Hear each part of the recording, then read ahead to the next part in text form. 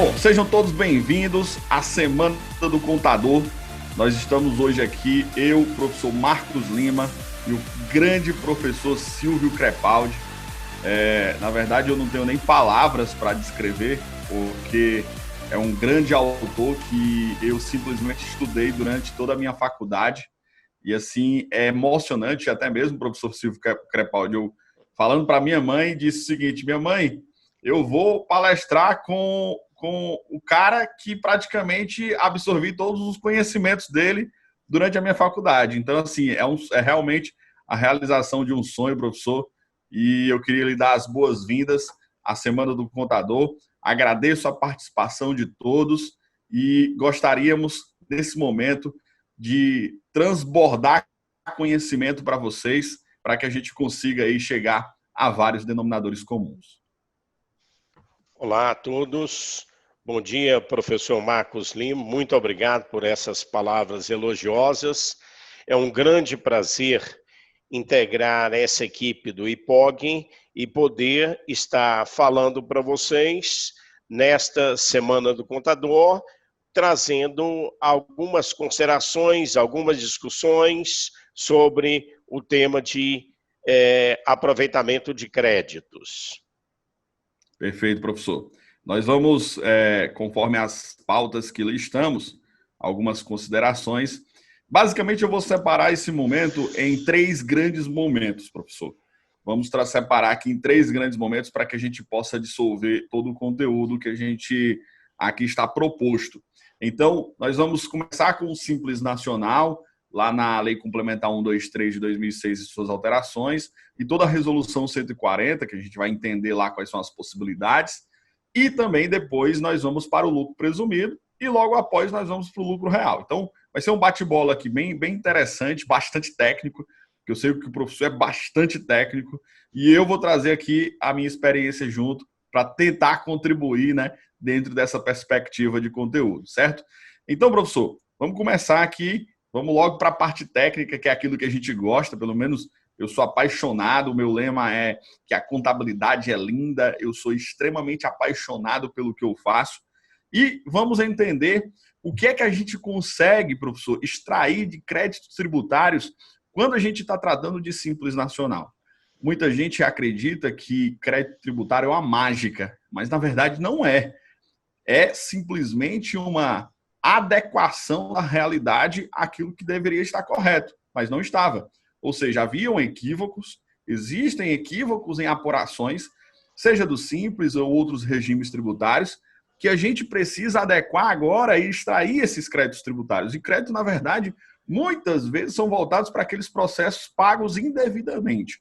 Então, vamos iniciar nossa pauta aqui, professor, falando de monofasia de PIS e COFINS dentro do Simples Nacional.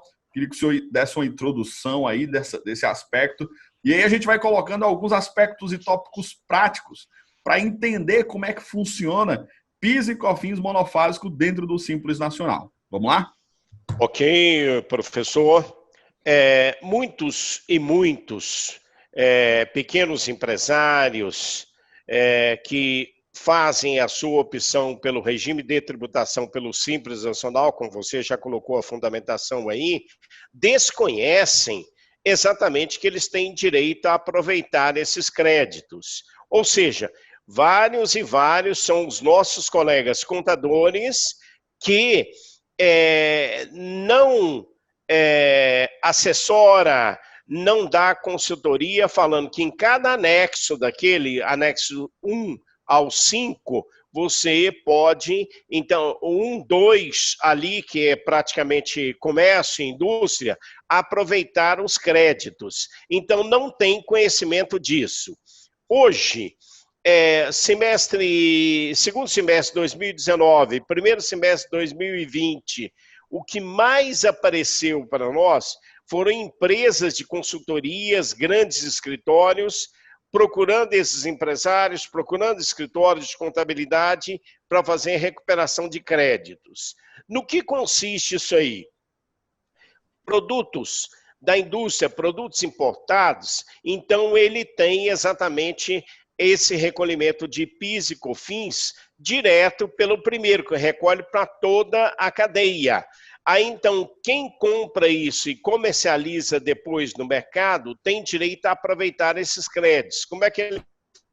O contador apura a receita bruta mensal do empresário, do microempresário, calcula a DAS e depois ele vai naquela distribuição dos tributos no anexo, vê a participação que tem ali, o quanto que ele pode tirar daquilo ali com aquilo que já foi pago, que ele adquiriu anteriormente. E isso incide numa série de produtos. É isso mesmo, professor. Eu ministro a disciplina de PIS e COFINS na MBA do IPOG e, assim, uma das coisas que eu mais adoro falar é PIS e COFINS monofásico, substituição tributária, tributação diferenciada. Porque eu sei que existe uma grande dificuldade, muitas vezes, de entendimento da classe, muitas vezes de entendimento do próprio empresário, de como é que funciona essa sistemática. E a gente precisa diferenciar dois tópicos aqui nessa tributação diferenciada, quando a gente vai falar de recuperação de créditos tributários administrativos. O que é renúncia fiscal e o que não é renúncia fiscal. Quando a gente entra no aspecto de renúncia fiscal, professor, é um negócio bacana porque muita gente acaba confundindo.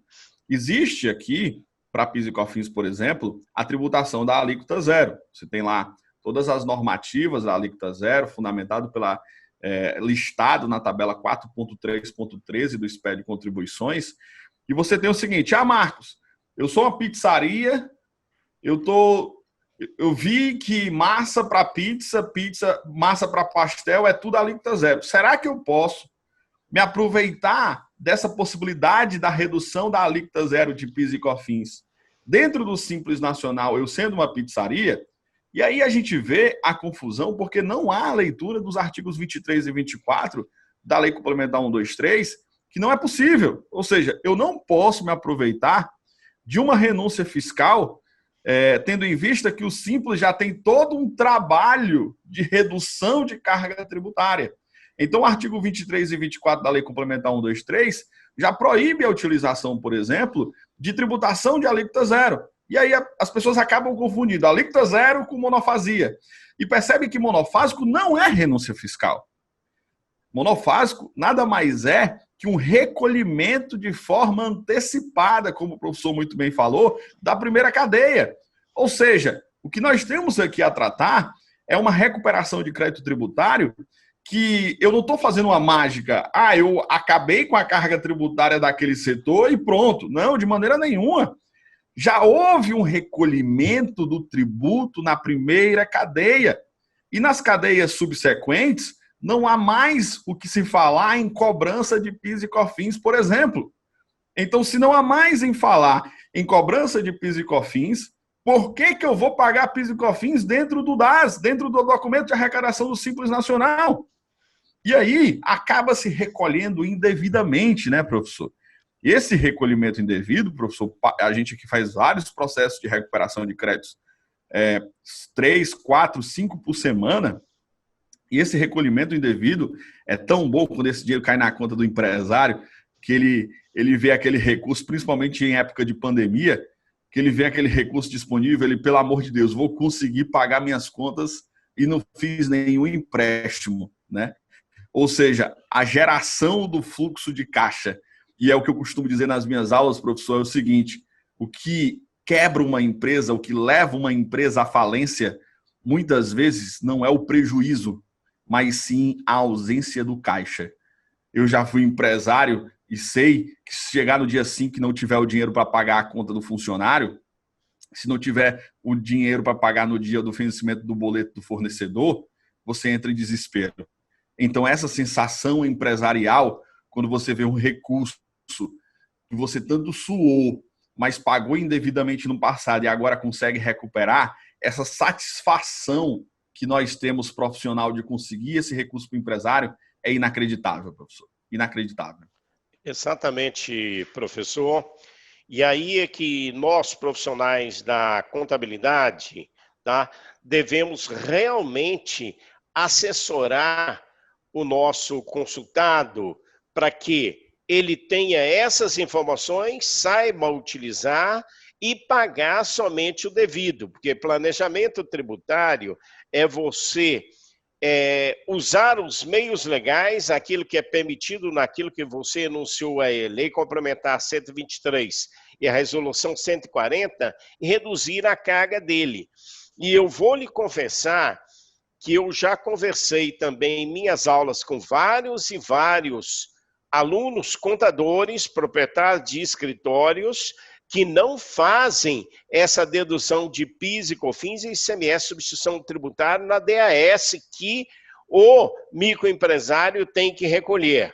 Aí, então, o que precisa para que exatamente esse empresário contábil faça isso aí? Ele vai ter que identificar se o cliente dele atua em atividades, farmácias, drogarias, cosméticos, lojas de perfumaria, autopeças e peças de manutenção, revisão, conserto de veículos, bares, restaurantes, distribuidores de bebidas, supermercados, mini-mercados, padarias, postos de gasolina, lojas de pneus e câmaras de ar, de borracha, revendedores pneumáticos. A relação é imensa. Então, ele tem que conhecer isso aqui, ele vai ter que buscar a legislação. Por quê?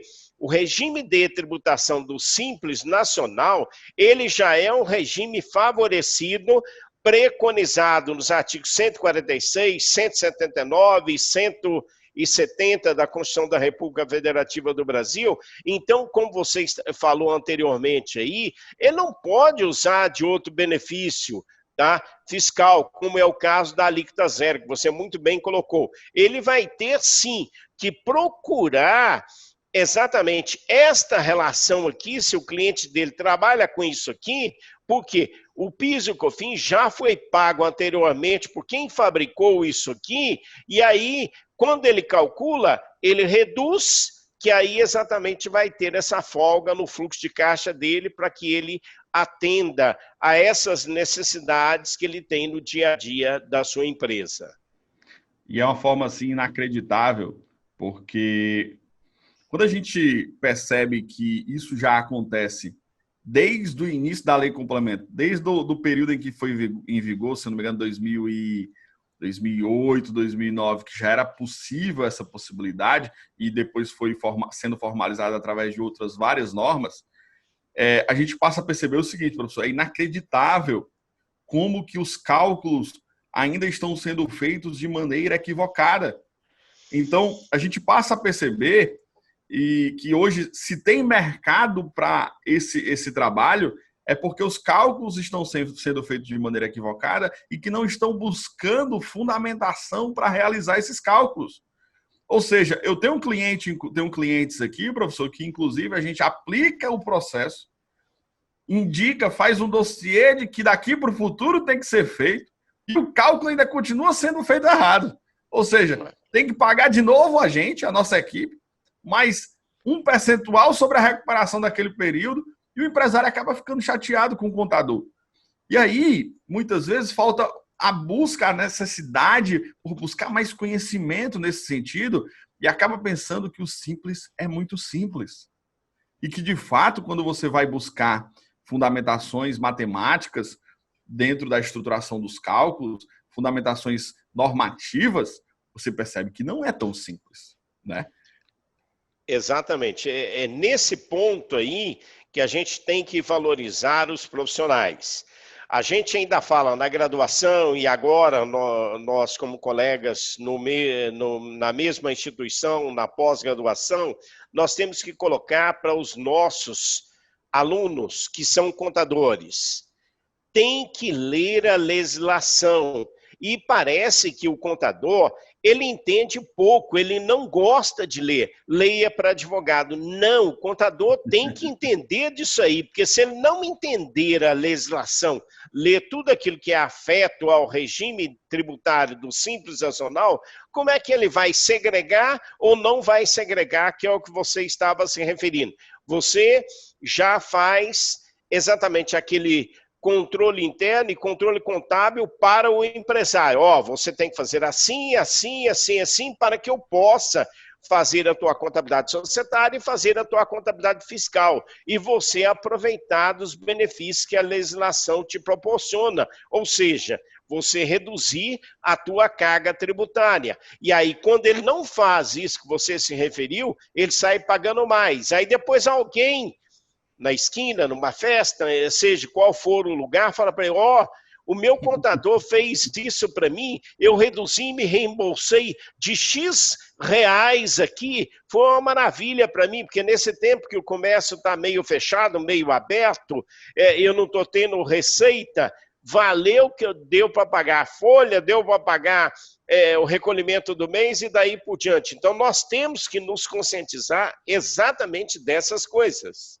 Tá? Pois é, essa conscientização que o senhor fala é de fundamental importância, porque permanecer no erro é muito complicado. O empresário vai perder mais dinheiro ainda, né? E a gente precisa cumprir um traço aí, uma estratégia dessa busca do conhecimento. E aí, muitas vezes, professor, o pessoal fica muito fixado não, é porque o sistema não tem, é porque o sistema não está configurado, é porque a gente foi lá e apertou o botão para fazer. E reduz o contador, professor, aquele cara que aperta um botão dentro do sistema. Que, sinceramente, a gente precisa saber que a gente tem um leque muito maior e muito mais amplo no aspecto consultivo. E isso é fundamental para dentro do Simples Nacional também, que representa uma grande parcela, a maior parcela das empresas no Brasil estão dentro desse regime. Ou seja, se eu não entender tecnicamente como é que funciona, nós vamos ter problemas, sem dúvida nenhuma. Com certeza. E aí, desconhecendo disso aí, pelo fato de não ler a legislação, que é uma coisa simples, a legislação está aí disponível para todos, a gente tem a revista fiscal que a gente assina, o sistema que a gente tem no escritório de contabilidade, só basta ler aquilo ali. Ou seja, eu ainda costumo colocar, nós temos que eliminar a preguiça mental de leitura. Esse é o detalhe. Se nós lemos, nós vamos encontrar exatamente oportunidades legais, tá? Elisão fiscal e não evasão fiscal, para reduzir a carga tributária. E o contador, ele tem que ser exatamente esse profissional que colabora dentro do sistema econômico brasileiro, ou seja, fazendo com que as empresas e essas micro e pequenas empresas acabe com aquela coisa que existe. Não, a pequena empresa, ela dura no mercado de 3 a 5 anos, e aí ela desaparece. Mas desaparece por quê? Por falta de controles, por falta de assessoria. Então, se nós assumirmos exatamente esses aspectos de bem assessorar o contador, o empresário, ele realmente vai ter uma vida mais longa. E isso acontece por quê? O que nós fazemos? Recebemos exatamente as informações dele, os arquivos, os documentos, daí por diante, processamos e calculamos e mandamos para ele recolher. Será que nós não aprendemos na graduação e talvez na pós-graduação? Final do mês, chama o empresário no escritório, senta com ele, analisa aquilo ali, isso aqui tem reflexo aqui, esse mês você vai pagar isso, vai recolher isso aqui, o montante é esse, você teve essa rotação de estoque, você tem exatamente esse endividamento, você tem exatamente essa margem de lucro, tá? Na maioria dos casos, nós não fazemos isso. A hora que o contador começar a enxergar isto aí, e proporcionar esse trabalho para o seu cliente, ele vai ser valorizado. O meu contador, ele é bom, ele faz isso, ele me adverte por isso, por isso e por isso. Você vai ser reconhecido como um bom profissional e vai ter o retorno econômico, com certeza. Com certeza, o retorno econômico também é o que adoram, né? Indo para o aspecto prático também, professor, aqui a gente recebe muitas perguntas nesse sentido, e eu tenho certeza que essa pergunta vai vir aqui para um desses tópicos que a gente está levantando. Qual é o questionamento geralmente que nos fazem, né, em relação a isso? Professor, eu tenho um processo de recuperação de crédito tributário feito, né? A gente operacionalizou, fizemos a retificação de todos os PGDAs, fizemos todo o processo dentro do ECAC, fizemos a solicitação desse dinheiro via restituição, lembrando que o prazo de restituição desse dinheiro é de até 60 dias em regra. E aí me diz o seguinte: professor, excedeu 60 dias, o dinheiro não caiu, o que é que eu faço, pelo amor de Deus? E aí eu digo o seguinte: o processo operacional, meus amigos, sempre vai permear dentro de uma seguinte esfera. Se o seu cliente, se o contribuinte tem ou não tem débitos já constituídos na Receita Federal. Se o contribuinte já tem débitos constituídos na Receita Federal, com toda certeza o seu processo não vai, apesar dele ser deferido, ele não vai ser creditado na conta do contribuinte. Porque o fisco entende que se há um débito, não tem por que eu transferir um recurso para aquele cara, porque ele já está me devendo. Então, o que ele vai fazer? Ele vai basicamente entender: primeiro pague sua conta, certo? Para depois eu lhe pagar. Então, ele retém aquele dinheiro até que se haja uma regularização. Isso está sendo muito comum, porque muitos estão devendo. Então, precisa ser feita uma análise nesse sentido, você que está fazendo um processo de recuperação, para saber quanto que ele tem de saldo devedor, quanto que ele vai ter de saldo credor, para você não iludir o seu cliente, que o dinheiro vai cair em 60 dias. Ele pode cair, desde que haja um respeito a todo um levantamento de débitos e se realmente ele está adimplente ou inadimplente.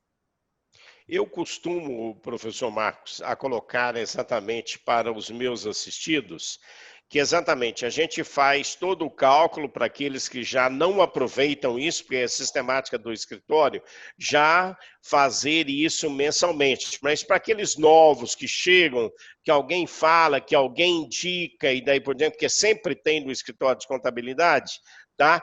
Você faz aquilo ali e já vê quais os débitos que ele tem, já faz aquela consulta no CNPJ dele e você tem direito a aproveitar X, mas você está em atraso com Y, tem essa correção, esses juros daqui, você vai ter direito a isso aqui, então vai amortizar isso aqui. Aí o cliente ainda sai satisfeito, porque ele tira aquela obrigação que poderia resultar até numa execução no CNPJ dele e daí por diante. Então, cabe informá-lo. Se você faz com ele toda a informação que ele precisa, explica para ele, e isso você está fazendo com esse fundamento, com esse fundamento e com esse fundamento.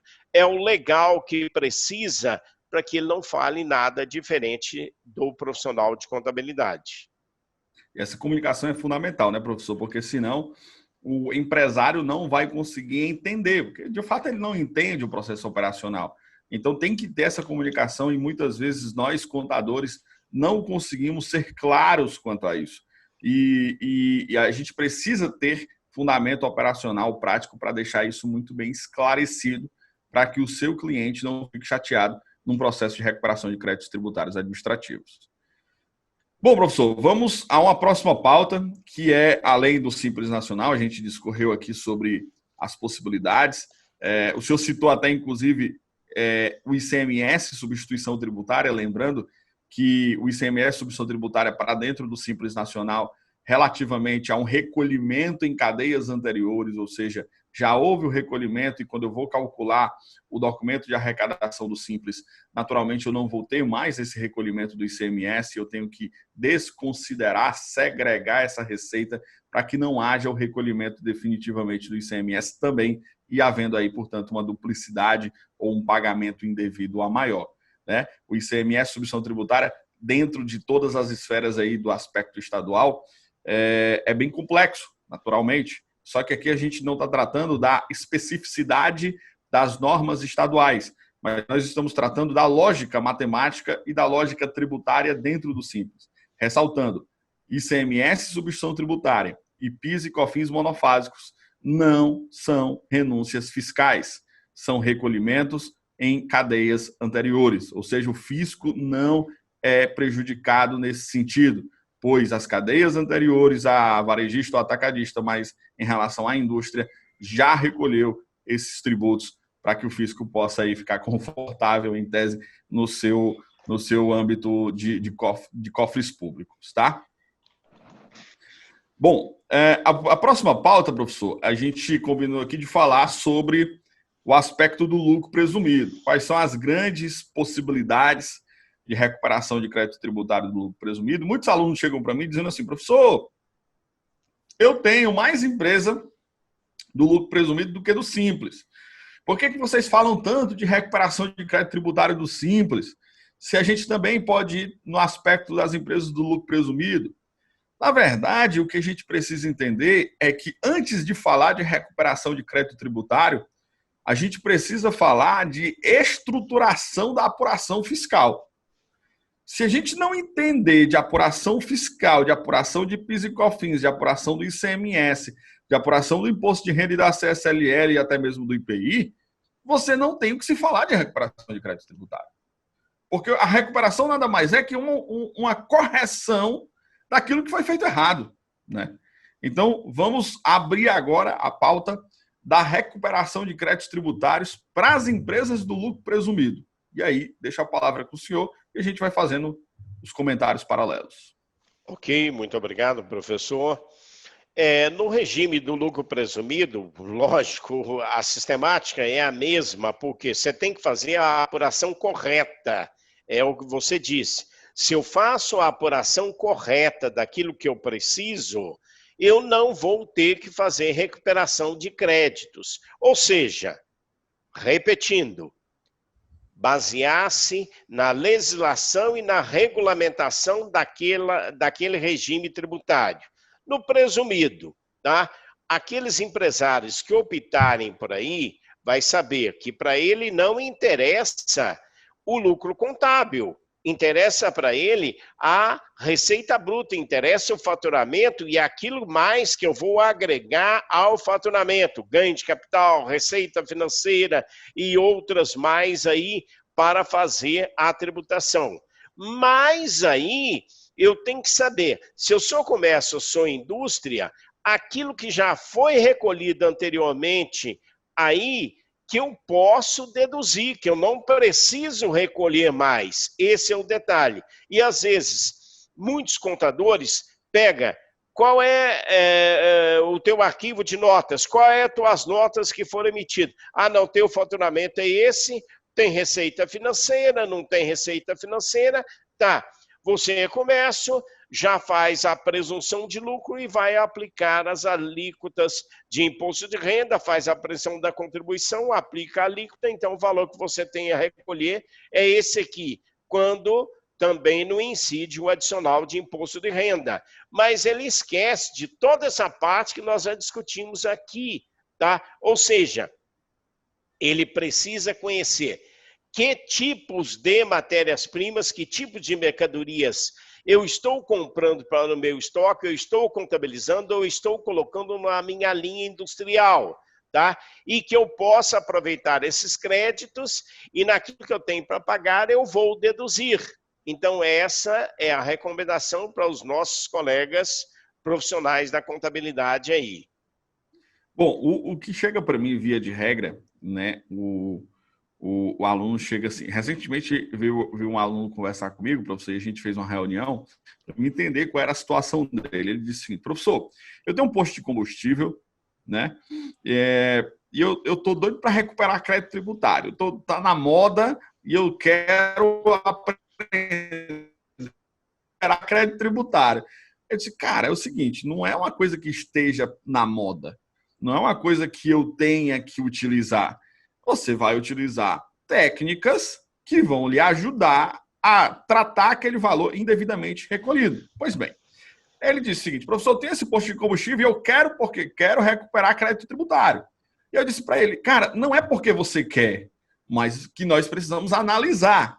E aí ele disse, sim, beleza, mas quais são as possibilidades? Eu falei, cara, PIS e COFINS é uma das grandes possibilidades. Quando você fala em posto de combustível, se o tratamento inicial feito pelo cálculo lá do PIS da COFINS não for através de monofásico, ou até mesmo de alguns casos de alíquota zero, que a alíquota zero no lucro presumido é cabível, você não tem condições de recuperar crédito tributário porque não houve um pagamento indevido, não houve uma apuração indevida. E aí a gente foi analisar juntos, professor, o SPED de contribuições dele. Quando a gente foi analisar o SPED de contribuições dele, ele mostrou e tinha apuração congruente. De que forma? Tinha uma parte muito mínima de 0,1, CST 0,1 tributável, alíquota básica, e quase tudo, parte 0,4, alíquota voltada para os monofásicos, e parte 0,6, também alíquota zero. Ou seja, estava já de vista, aparentemente feito coerente, de maneira coerente. Não havia o que se aprofundar muito ali, porque se a gente fosse analisar o cadastro de produtos, o posto de combustível tem 6 produtos, tinha 8 produtos no máximo.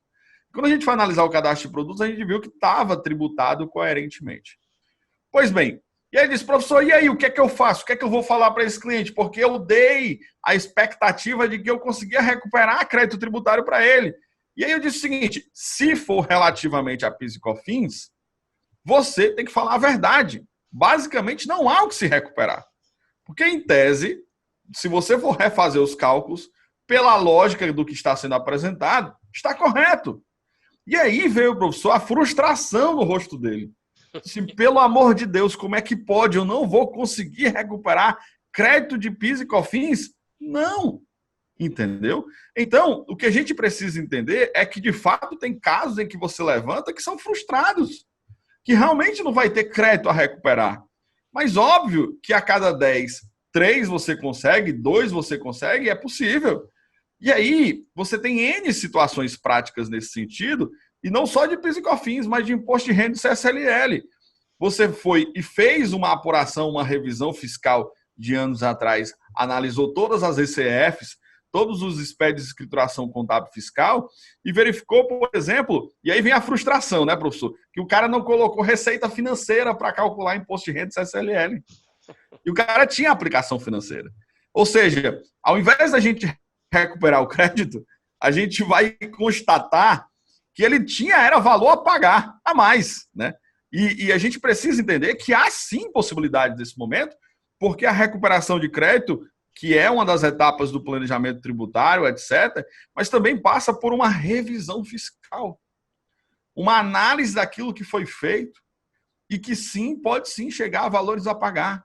E aí pode lhe frustrar. A gente precisa deixar isso muito claro. Exato.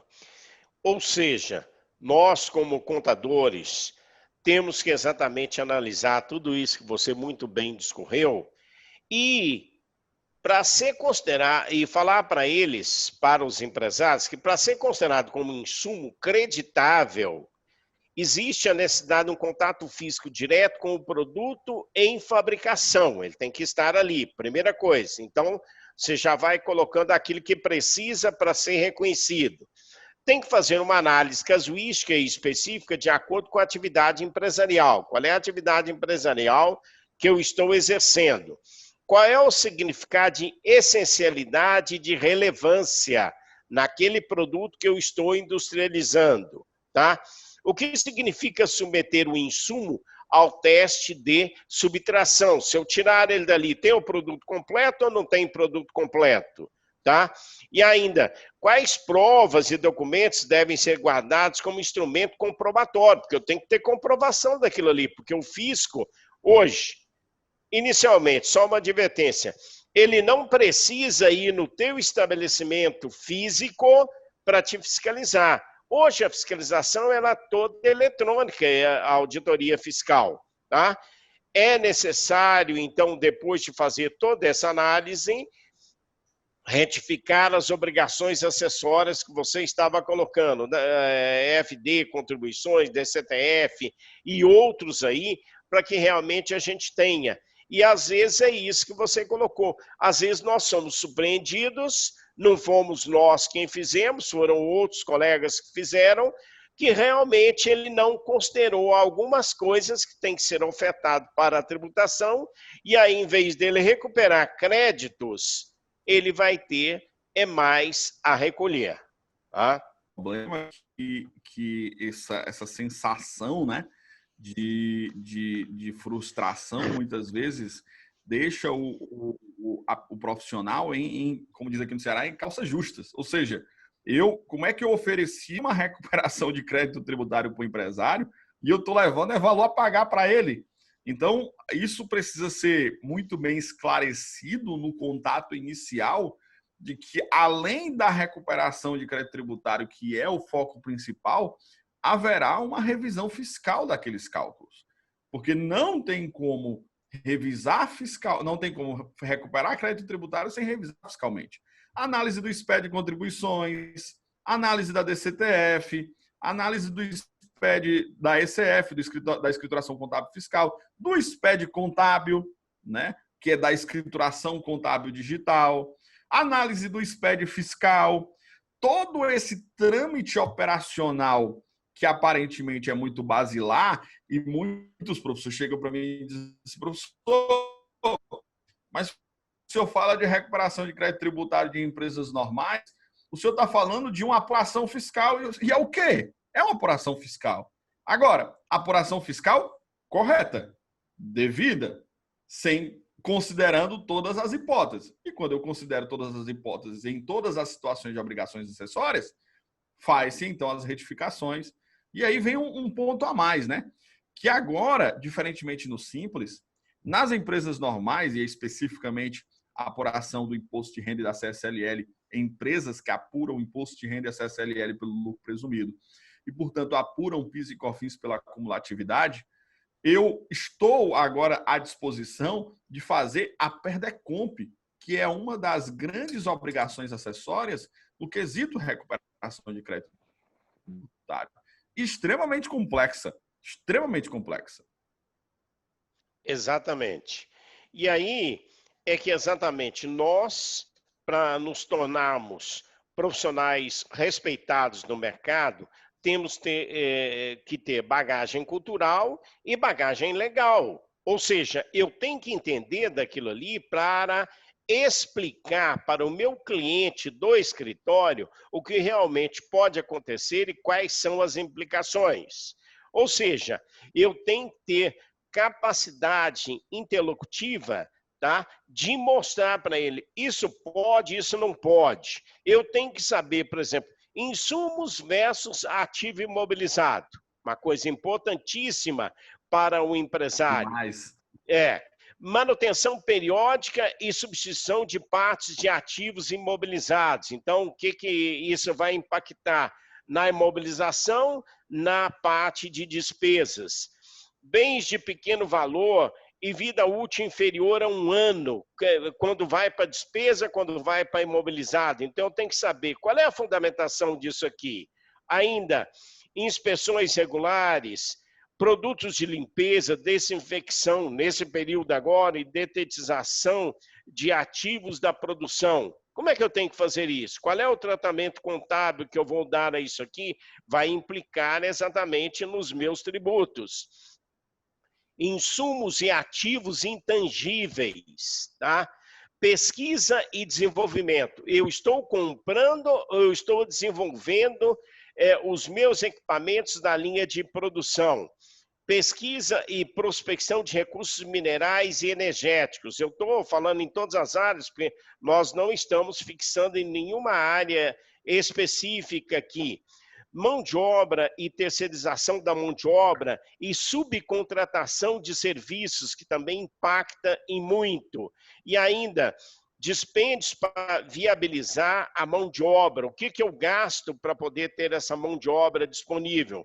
Combustíveis e lubrificantes, e ainda custos de qualidade. Então, o contador tem que trafegar por todas essas áreas, saber o que pode, o que não pode, nesse regime que ele optou pelo presumido. E como ele tem que tratar.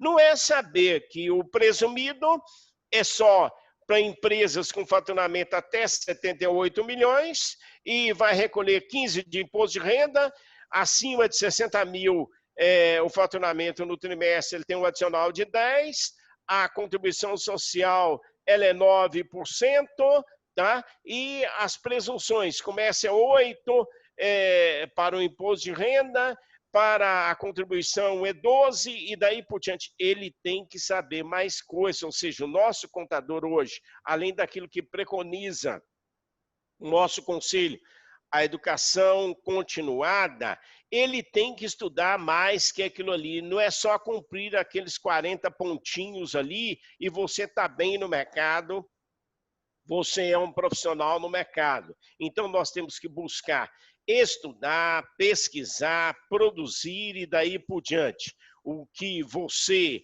eu fazemos e nossos colegas aí do MBA, nós temos que trazer diferenciais para o mercado, para que ele possa se tornar mais competitivo e ter uma realização profissional. E não ficar falando por aí, não, o contador não é valorizado. Tá? Realmente a diminuição da classe muitas vezes vem por nós mesmos, né? Então a gente mesmo menospreza a nossa tratativa técnica que por muitos anos estudamos, investimos, colocamos recursos de tempo naquele processo evolutivo de conhecimento e acaba que nós mesmos acabamos nos depreciando. E isso é a realidade, professor, que aí a gente entra num outro tópico que é interessante, do seguinte: eu, por muito tempo, ministro também aulas voltadas para imposto de renda e CSLL no que se refere ao lucro real, por exemplo, e aí muitos falam assim, professor, eu não pego, eu não trabalho com empresas de lucro real, porque é muito difícil. Aí mais difícil por quê? Não, porque dá muito trabalho. Aí muito trabalho, tá bom, tá certo. Eu prefiro trabalhar com uma carteira de clientes que seja tudo simples. Quando a gente vai analisar essa carteira toda do simples, você vê lá os problemas de monofásico, ICMS, submissão tributária. Ou seja, aquele ali é um pequeno problema. Então, o medo, muitas vezes, de ir para um regime tributário mais robusto, que é o caso do lucro real, mas a grande essência do medo não é essa. A grande essência do medo é escrituração contábil. Esse é o grande medo dos contadores quando vão para o lucro real. E quando a gente fala de lucro real para a escrituração contábil, é a base de tudo, né?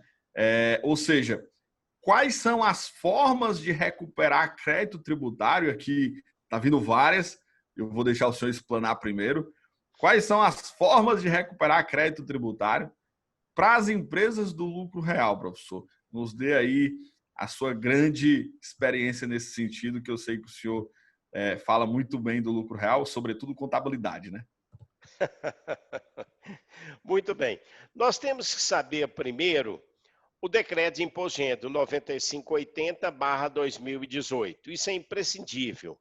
A instrução normativa 1700 de 2017. Então aí vai ter toda a regulamentação afeta e mais algumas outras aí por fora que são subsidiárias, tá? Para determinar o lucro real. Então, eu tenho aquelas empresas que são obrigadas ao lucro real, tá? E aí nós temos que lembrar, lucro real, tenho que obedecer à lei societária 6.404, mais ou menos artigo 176 até o 240, tem toda a contabilidade ali. Às vezes o aluno de graduação, professor, mas professor nenhum nunca me falou que a contabilidade está na lei societária. Eu falei, está lá, mas está tudo lá, é só ter os grupos, tem tudo lá, tá? Em 2008, com a 11.637, que modificou a 6.404, trouxe para nós a contabilidade societária. Como é que o contador tem que produzir? Quais são os 8 relatórios que nós temos que fazer na contabilidade? Então, está tudo colocado ali. Muito bem. E aí, qual é o grande diferencial? Você, por exemplo, na demonstração de resultado de exercício, você vai até o lucro antes de imposto de renda.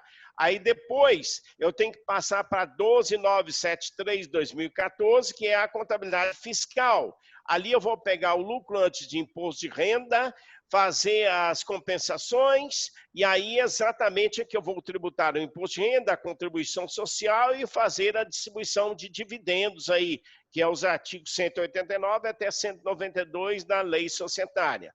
Muito bem, isso o contador tem que estar em dia. E aí é o que eu pergunto, aquilo que você colocou, a gente sempre escuta realmente isso aí, que o lucro real é muito difícil. Aonde tem dificuldade nisso?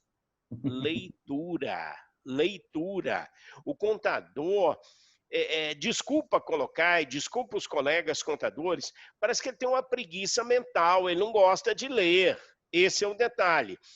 Aqueles nossos colegas que realmente aprofundam, leem, escrevem, pesquisam, eles saem na frente, com certeza eles saem na frente e são alguns expoentes da nossa profissão.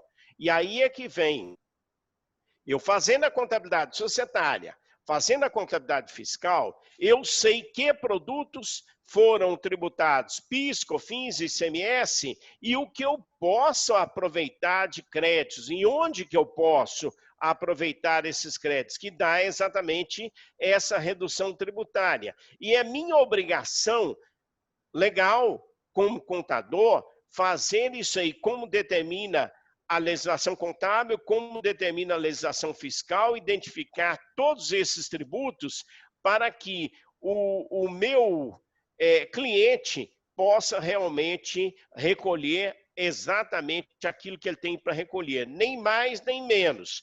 Que não recolha menos para que seja, leve um alto de inflação aí, tenha que pagar isso aí com juros, correção, atualização e daí por diante. E na contabilidade dele, expresse a situação financeira, a situação econômica e a situação patrimonial. Que ele divulgue isso aí para os usuários externos da contabilidade, para que possam vir novos investidores para a empresa, trazendo mais capitais, para que ela possa expandir as suas linhas e proporcionar mais rendimentos. Que também atendam aos usuários internos, os seus controllers, CEOs, gerentes daí por diante, para que tome decisões, que o número que ela está gerando realmente sirva para subsidiar o processo decisório empresarial e ela tome as decisões mais acertadas a partir daí. E que realmente ela tenha convicção que o contador está fazendo aquilo que precisa e ela está recolhendo aquilo que realmente tem que ser recolhido, nem mais nem menos, ou seja, procurando por todas as formas possíveis, tá, a redução da carga tributária na exploração da sua atividade econômica. Tá? É isso mesmo, professor. Acho que o não entendimento no lucro real da escrituração contábil, como o senhor muito bem explanou aí, a Lei 6.404 é uma lei magnífica. A gente acompanha a evolução, né? 1976, com a alteração da 11.638, e aí você vem com todas essas implementações de normas internacionais, e aí buscando, por exemplo, uma norma internacional, para a gente falar aqui um tópicozinho de recuperação dentro do que o senhor fala, especificamente quando se trata de lucro real. Recentemente eu estou lendo bastante e tendo discussões jurídicas com outros colegas, falando sobre o ICMS, que em muitos estados nós temos isenções, que em muitos estados nós temos esse ICMS como redução de base de cálculo, e alguns têm o que nós chamamos de termos de acordo entre os estados.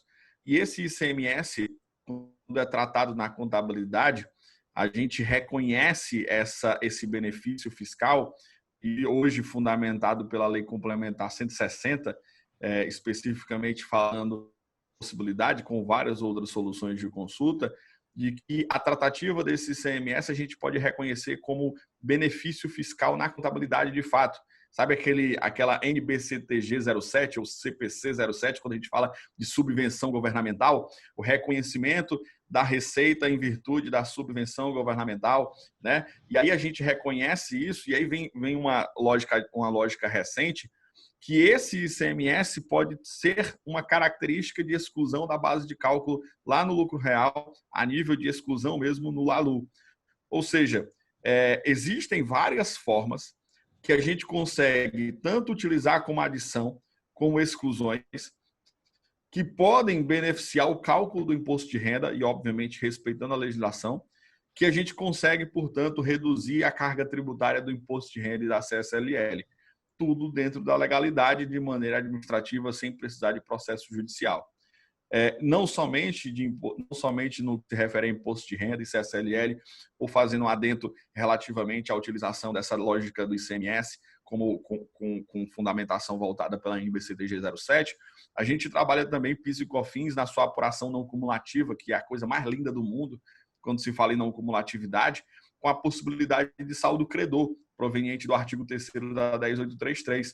Então, esse saldo credor que eu posso compensar com o imposto de renda e CSLL trimestral, por exemplo. Ou seja, utilizar 11.116, lá no artigo 16 e 17, que eu posso utilizar essa lei ao meu favor, utilizando o saldo credor como compensação ou solicitação de restituição.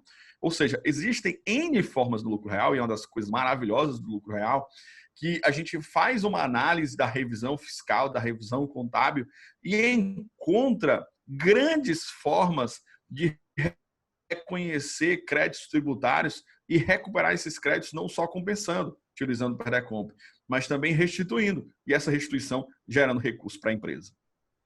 Ok.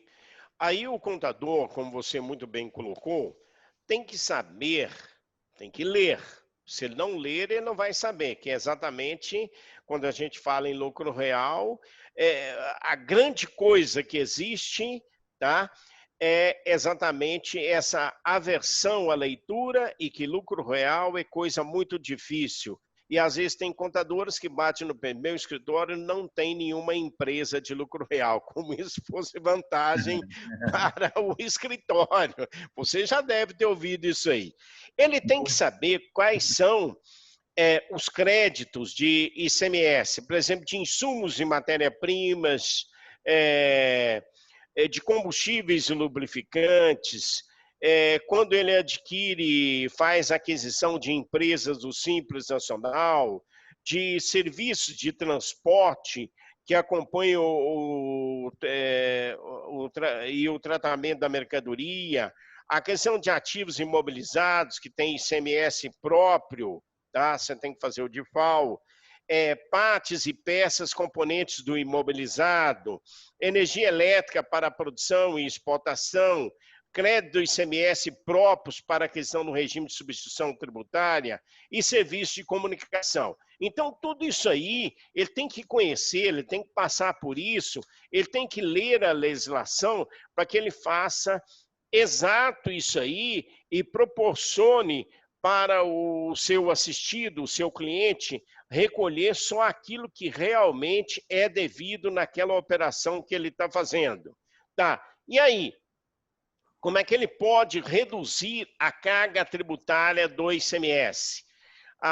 O ressarcimento do ICMS substituição tributária, que é a diferença do preço real versus o presumido. Então, ele vai ter que fazer isso aí, ele vai ter que saber fazer isso aí. O ressarcimento do ICMS substituição tributária, fato gerador presumido, não ocorrido. Tá?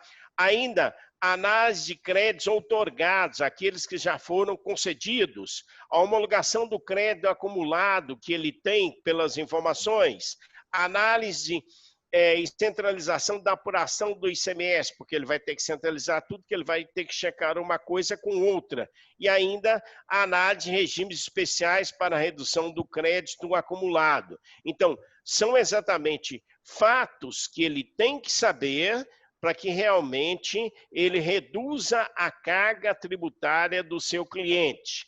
E ele exatamente fazendo isso aqui, ele vai ter valor no mercado, vai ser considerado no mercado e vai ser falado, aquele contador assiste a minha empresa e eu recomendo para vocês.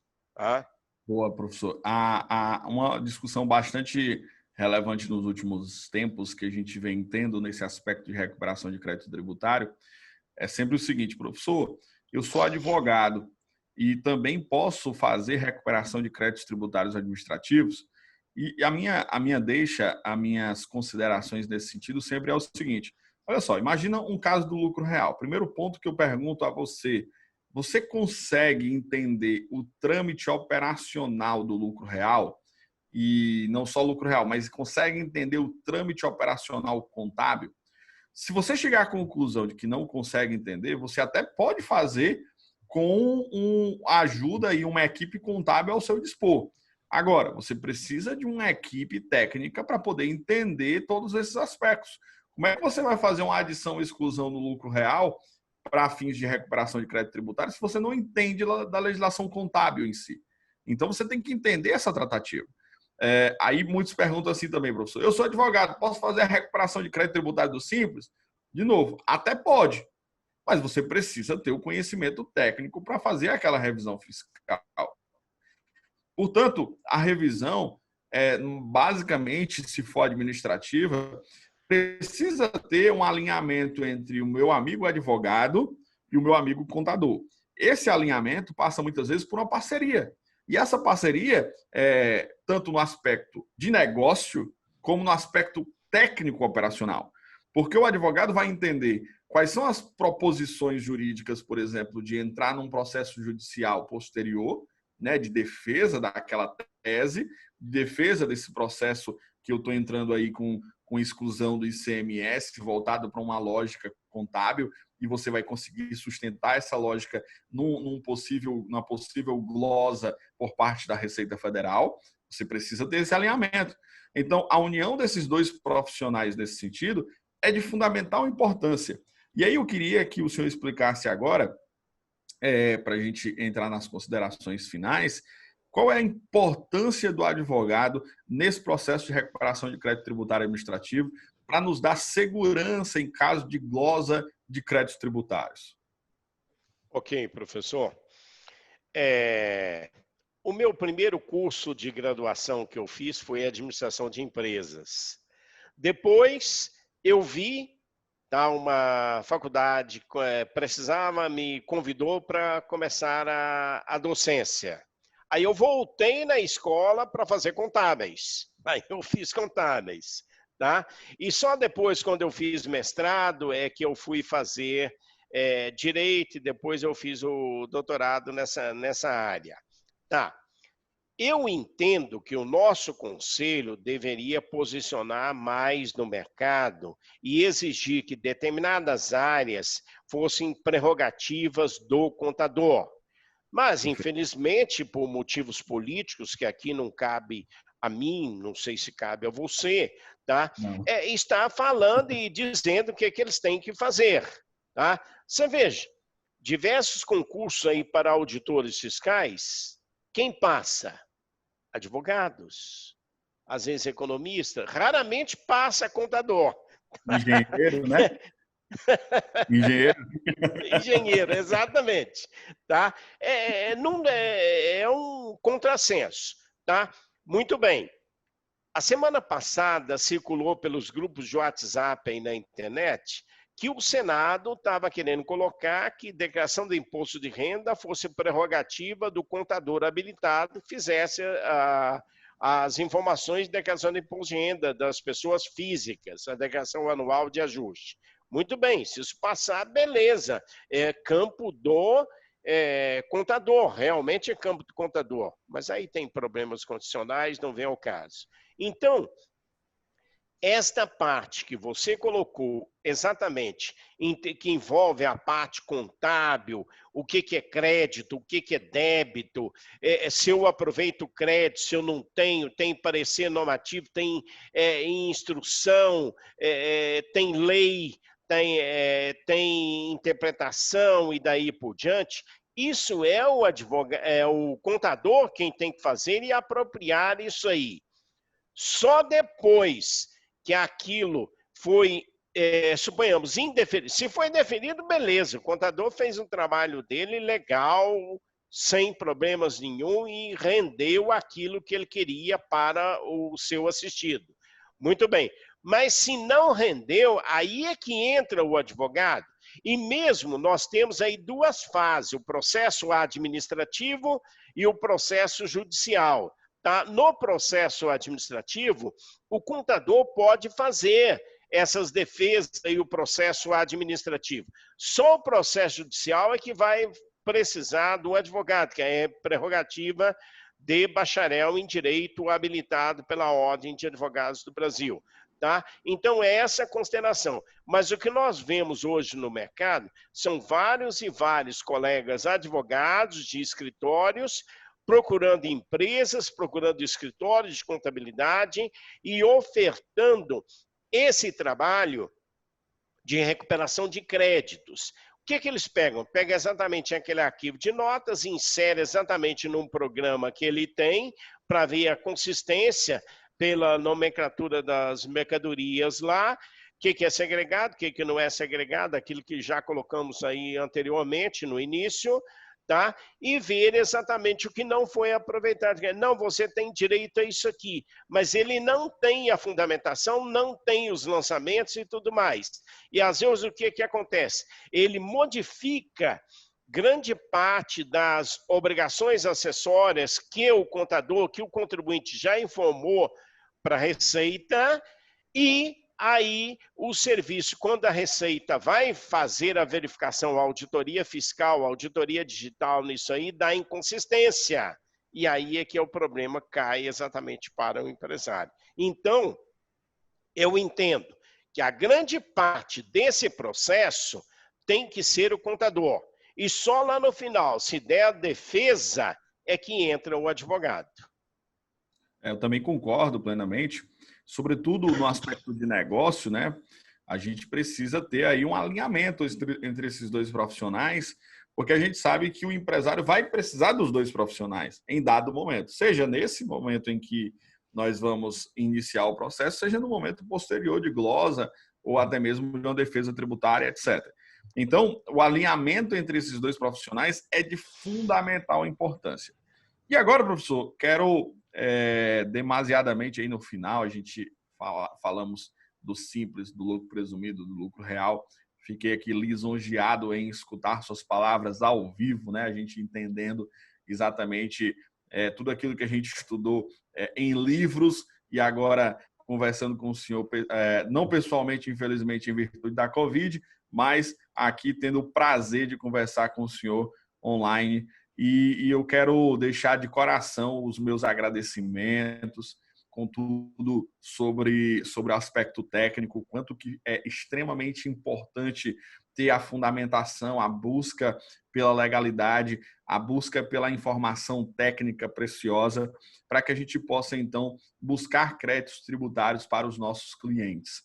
E hoje no mercado, busca pelo fluxo de caixa para que o cliente não sofra mais com essa pandemia, apesar de que nós estamos vivendo aí um período extremamente turbulento no que se refere à ausência de receitas e os empresários não conseguem ter recursos e a gente tem que encontrar soluções para levar recurso para os nossos clientes, para que eles possam sobreviver, infelizmente, em virtude de tudo isso que está acontecendo. Então, recuperação de créditos tributários administrativos é uma forma rápida, sobretudo, para que você consiga caixa diretamente para a classe empresarial daquilo que se pagou equivocadamente. Então, agradeço de coração a participação de todos na Semana do Contador, especificamente na nossa aula, eu juntamente com o professor Silvio Crepaldi, e foi um prazer enorme, e agora passo as palavras finais para o meu amigo professor. Ok, professor Marcos Lima, um grande prazer poder participar dessa aula sobre recuperação de créditos administrativos com você, dentro da Semana do Contador do IPOG, o nosso MBA em Contabilidade, Auditoria e Gestão Fiscal, e outros que tem por aí que eu não sei nem mais colocar quantos são, tá? Você com toda essa experiência aí e consultoria que você ministra aí no teu estado aí, foi um grande prazer estar com você e exatamente trazer, então, esse debate, a atuação do contador, a recuperação de créditos, a assessoria, a consultoria eficiente para os micro e pequenos empresários, no Simples Nacional, para empresários do lucro presumido, para empresários do lucro real, como eles podem pautar exatamente as suas condutas, as suas estratégias operacionais e legais e realmente dar continuidade à exploração das suas atividades econômicas dentro do nosso sistema econômico brasileiro e progredir com isso aí. Então, ter condições, e principalmente, como você se referiu, nesse período que nós estamos passando aí de isolamento, às vezes de empresas fechadas, não operações, falta de fluxo de caixa, despesas que estão chegando e ter que saldar essas obrigações aí nas datas de vencimento. Então, espero também ter contribuído exatamente com esse tópico de recuperação de crédito dentro dessa semana do contador. E quem exatamente assimilou tudo isso, tem dúvidas e tudo mais, que procure os MBAs que são ofertados, que vai com certeza encontrar o professor Marcos Lima e às vezes poderá me encontrar também do MBA. Muito obrigado a todos e estamos às ordens de todos vocês. Estamos à disposição. Até mais, pessoal. Tchau.